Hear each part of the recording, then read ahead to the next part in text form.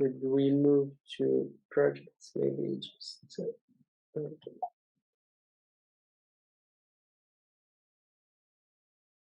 Hi. So we will present three of the projects that we made, the pilot project. So the first one is Kenya. We partnered up with the North Coast Medical Training College.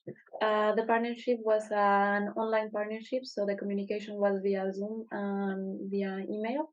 We had 12 participants, 6 males, 6 females, and we asked them to test and to explore the application, the web application, E4O. And then we asked them to fill out a questionnaire and then to fill out a form where they gave us their feedback and described their experience. So overall, the experience was positive for the participants. I just wrote a quote that we got from the report that says most of the time the participants recorded substantial, sometimes impressive decrease in the file size. So obviously we were really happy to hear that. But here I would also like to highlight two challenges that our participants encountered during their experience, as well as some improvement ideas. So the first one, and I quote, was that uploading files needed a stable and strong internet. So when we were envisioning the web application, we always envisioned something that was going to be online. So at the beginning, you need at least a little bit of internet, and depending on the file on the size of your file, you will take longer to upload to the cloud. But once you upload the file, all the compression, the high and the medium compression levels are done inside our cloud servers. So once you upload the file, you can go offline. You don't need connection at all because all the processes are going to be happening inside our cloud services. And then you can upload again with internet, with a small internet. As we already discussed, the idea was that sometimes the professor can have access to a steady internet connection, so he or she can prepare the course in advance and then come to the students with all the courses already compressed. But in the other hand, with this challenge, our partners in Kenya suggest an improvement that will be an offline application of the web app, which we really find interesting. The next challenge was that sometimes when the participants upload a image file that was and they compress it in a high level, they got blurry results. So we already knew this because not all the images come with the same quality. So for example, if you use an image type that is going to be SVG, you will get a really good result when you use the medium compression level or the high compression level. And this is because these type of images are vectorized.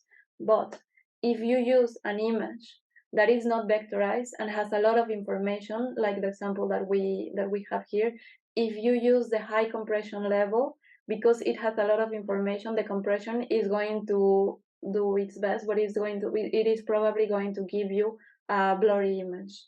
Their improvement idea was to add some compression level information, and we added to the web page, a good practice page where we explain some of the ways you can use the certain types of files, and my colleague is later going to explain more about this. The last improvement was to add more file types. Um,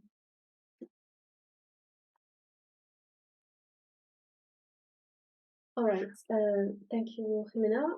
Now we are going to talk a little bit about the Egyptian pilot project that Andres and I had the opportunity to test on the field.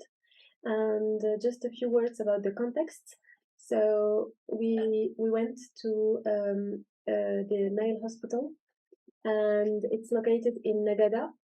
It belongs to a poor rural region where many people live below the poverty line. So there, many families have smartphones, but most of the time is shared, for example, between siblings. So despite of such cases, most people hold a phone. But the higher challenge there is the internet connection quality. So it's available in most of the places, but still functioning with limited speed. And also the cost of internet is a factor that influences the target audience, because most of the people do not have unlimited access. So our local partners, whom you can see in this picture, were very interested in the technical solutions that create a hotspot and that allows for the reduction of document sizes when downloading. So being able to teach offline would be of great help for unstable or no internet connection context of this target audience, especially for the external health education part, because these doctors often need to go to a remote rural area without any internet coverage.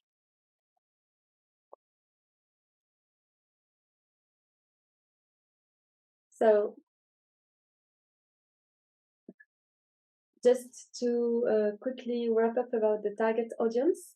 So the Egyptian pilot project addressed an audience that have a limited access to hardware solutions, but mainly through smartphones and where the internet is relatively expensive.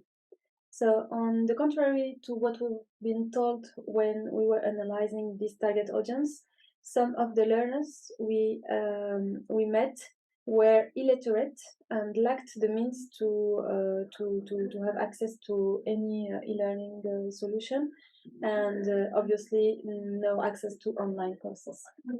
So for those people, the impact of the technology was indirect, with a specific focus that was given to train these people that you see in the picture that were in direct contact with them.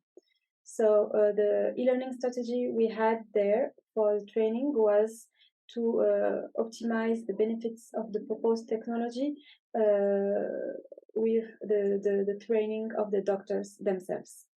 So yeah, the target audience that we addressed generally has a smartphone and knows how to use it. So it was pretty easy to train them on how to use the nanocomputer and the app.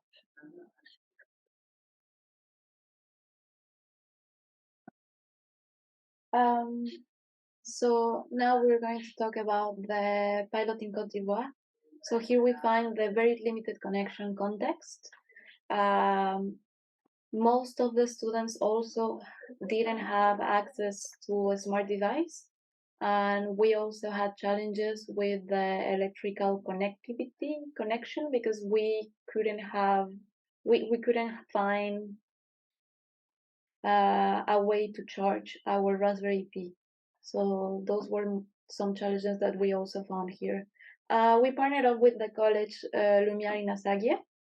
We worked with the third grade of optics. We had 27 students, 29 females and 28 males. The first day we got together with the professor and we evaluate the content of the class. We learned how to use the e-learning for all app, so how to compress the file that he wanted to use.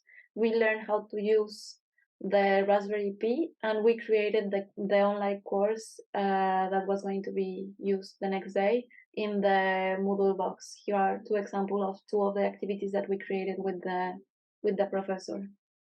Then the next day we had one stage that was the setup stage, where we set up the Raspberry Pi. You can see the Raspberry Pi in the picture. And then we also had to use a US battery to charge the Raspberry Pi because we didn't have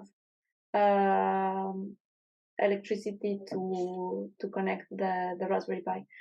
Then we also have a small tutorial with the students just to tell them what was going to be going on that day on their class. Also, we had a tutorial to teach them how to use the Moodle box.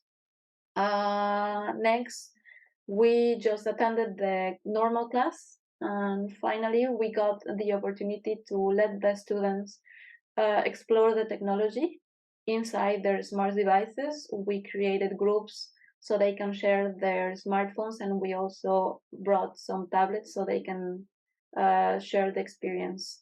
At the end of this experience, the third day, we got together with the students and we asked them some questions of how they experienced the app.